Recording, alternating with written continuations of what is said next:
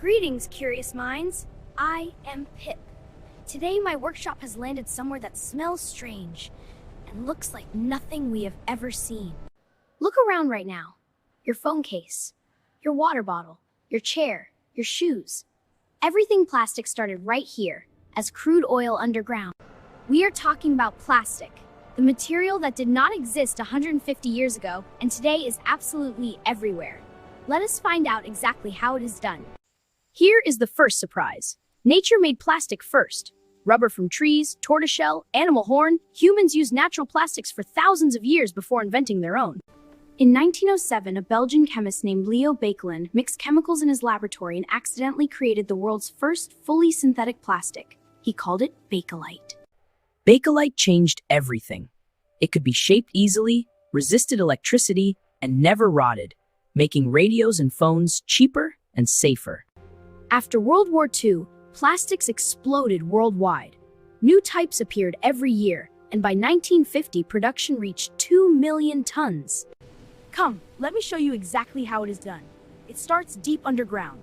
Crude oil, formed from ancient marine organisms over millions of years, is drilled from beneath the earth. Crude oil must first be refined.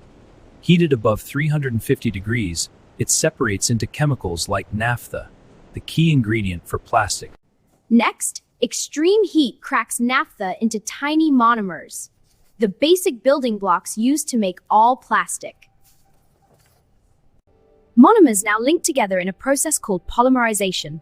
Thousands of tiny molecules link into long chains called polymers. The word plastic literally means able to be molded.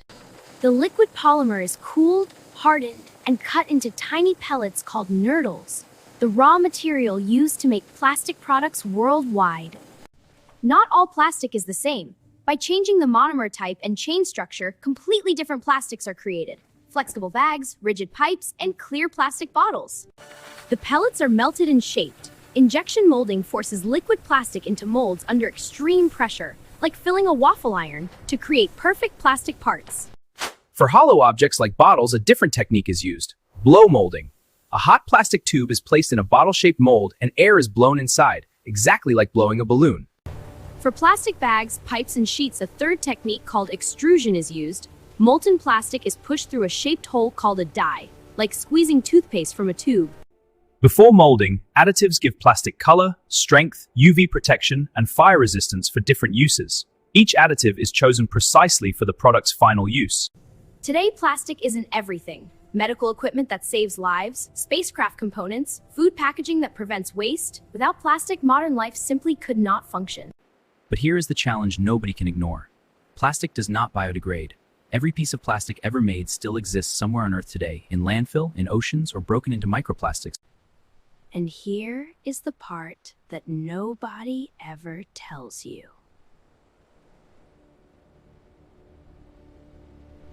Scientists found bacteria that can eat plastic.